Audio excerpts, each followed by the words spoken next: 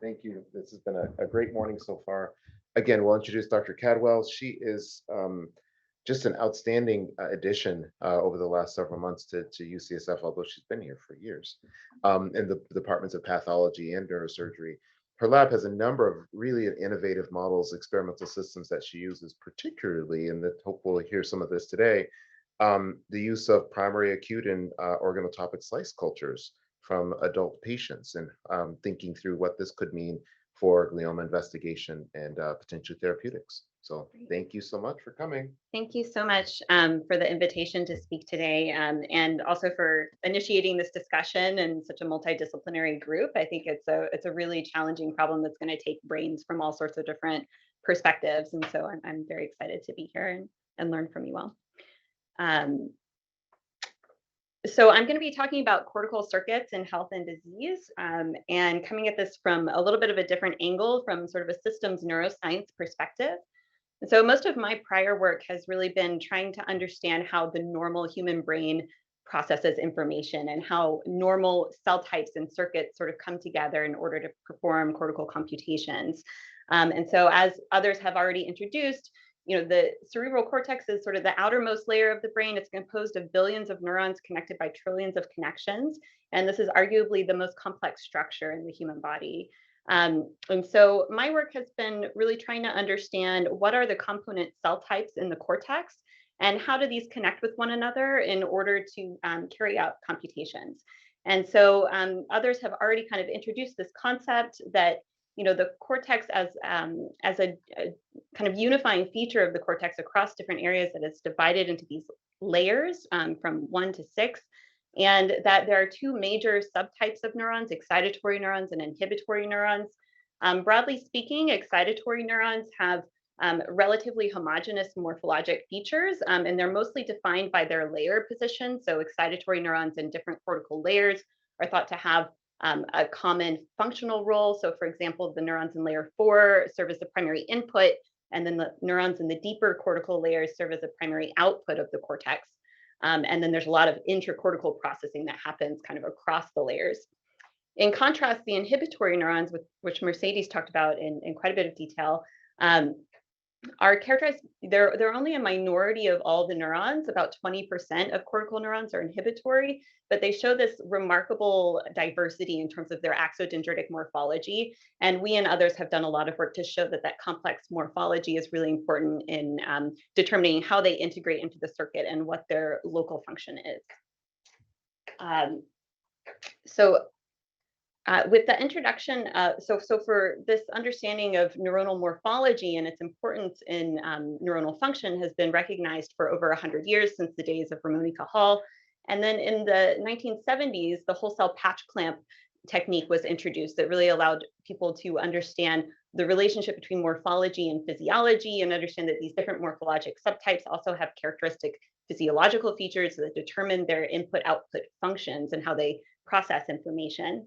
And then, as we've heard also touched on today, just in the past decade or so, the introduction of single-cell transcriptomics and other omics technologies have revealed this remarkable diversity in gene expression and sort of molecular diversity of interneurons, with up to dozens to hundreds of different molecular cell types thought to exist in just a single region of the mouse cortex, for example.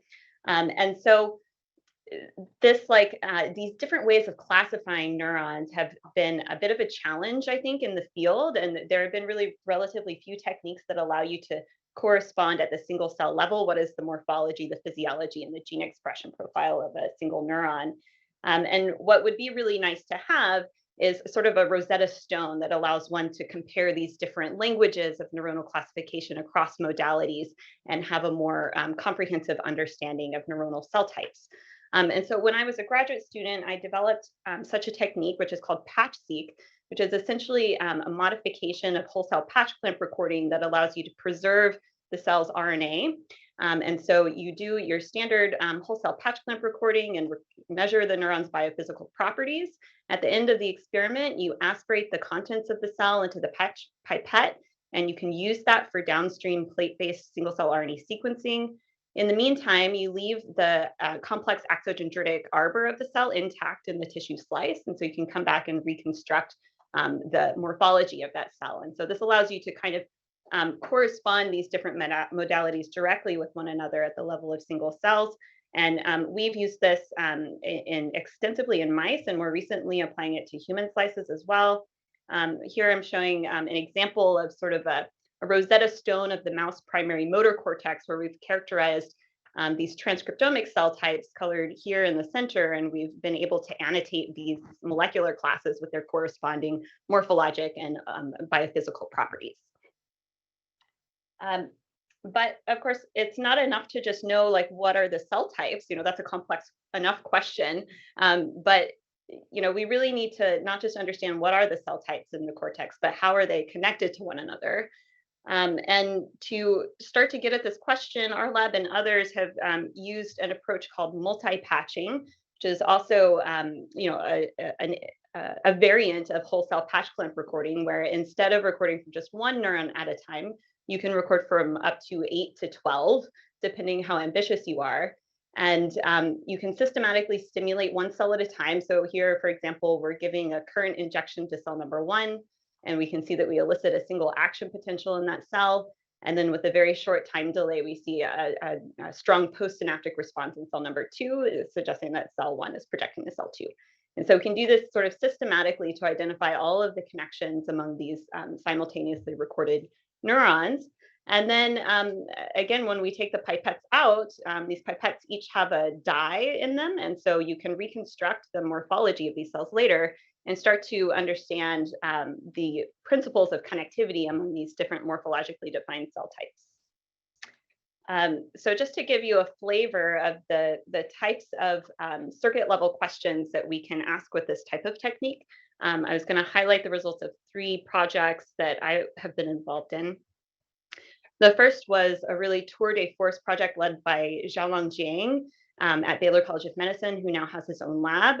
We recorded from more than 11,000 pairs of inhibitory interneurons in the adult mouse visual cortex, and we're able to define essentially the cell type specific wiring diagram of all of the inhibitory interneuron circuit. I led a study looking at how cell lineage modulates the layer-specific wiring diagram among excitatory neurons. And we found that there's particularly an enhancement of the feed-forward vertical connections among cells that have a common lineage. And I also participated in this study looking comparing 2 primary sensory areas, in this case, primary visual cortex and primary somatosensory cortex. And we were able to show that these 2 areas have very specific cell type differences and circuit differences that may be important for how they process incoming sensory information. So just to take a step back, I think I kind of tried to emphasize that these are very difficult experiments. Each of these projects was multiple years, dozens to hundreds of mice, and we're pulling data across many animals. And if we really want to take, I think these circuit level questions to, try to understand diseases and development over time, we really need to have more high throughput ways of measuring connectomes, because, this is just, it's going to take decades to kind of figure out how this is working in the context of disease if we have to do hundreds and hundreds of experiments for each question. And so I'm very excited in the future to focus on developing more high throughput techniques for connectivity mapping in the cortex. So one example is that I've been working with David Shen, who's a very talented graduate student in Tom Nowakowski's lab, to develop and validate this barcoded rabies virus tool for circuit mapping. In the interest of time, I'll kind of skip the details here, except to say that this is a tool that can potentially allow us to study the synaptic level connectivity map to up to millions of neurons in a single experiment, with a readout that is high throughput and based on next generation sequencing, as opposed to having to actually physically patch all of these cells on their own. And so I think this kind of technology could be potentially game changing and revolutionary. And I'm also very excited to be staying on here at UCSF. The main reason I decided to stay here is because of the fantastic collaborative environment in the neurosurgery department. So I'm a neuropathologist by training, and I love to study brain tissue under the microscope. And the neurosurgeons here are just so collaborative. So we're working with Eddie Chang and Sean Hervey-Jumper and Curtis Augusti to actually take tissue from human patients that has been functionally mapped, potentially, relatively uninvolved tissue, but also looking at different aspects of pathology, including infiltrating glioma or malformations of cortical development. And we've built now a pretty robust pipeline to be able to study this tissue using both classical histologic techniques to establish like the diagnosis, the tumor grade and tumor cellularity for any given slice of tissue, but also to perform, really cutting edge NGS assays, including single cell multiomics in collaboration with Tom and Mercedes, and also taking some of this tissue directly fresh from the operating room so that we can do whole cell patch clamp recording, Patch-seq, and multi-patching, and really integrate these different modalities to get a more holistic understanding of both normal brain circuits and also how they're altered in human disease processes. And so, I think this is a really exciting time to be in the glioma neuroscience field. I think we finally have the tools to be able to address some of these fundamental questions, such as, how do infiltrating tumor cells alter the intrinsic excitability of neurons? How do they restructure the local connectivity matrix to either promote seizures or impair cognition or just promote their own tumor growth? And we can use some of these techniques to identify either specific cell types that might be involved or specific gene signatures that are associated with altered physiology. And ultimately, we can use this acute slice model system to start to dissect the mechanisms that are driving this altered physiology in glioma infiltrated circuits. So I think there are still a lot of challenges, and I really appreciated Tom's comments at the beginning of the symposium. They're really challenging us to sort of dig deep and ask the hard questions that are going to really be disruptive in the field. I think that's a great way to think about this problem. And so I think ultimately the goal is to take these, I have no doubt that we can find some things that are abnormal if we look at tumor tissue, right? And so I think the bigger question is, how do we know that those changes are actually the ones that are responsible for cognitive dysfunction? And how can we leverage them to actually make a difference in patients' lives? And so I think those are big and hard questions that we will have to work together to try to solve. So for example, some challenges that I can see, although after listening to the other talks, I now have a whole bunch of other ideas that I would add to this slide if I could remake them. But some things that came to my mind initially were like, we'll see definitely some changes in the local circuit, but how do we know that those changes are really the important ones? And it's not these long range changes that people were describing on, at the level of MRI and things like that. I think a big problem is this correlation versus causation. So we're going to see changes. How do we know that those are the changes that are important? And I think we won't really know until we try to intervene and fix them and see if it actually makes a difference for patients. And unfortunately, that sort of risky science where you're trying something and you don't know if it's going to work, it is not really reinforced in the current funding scheme, is my impression.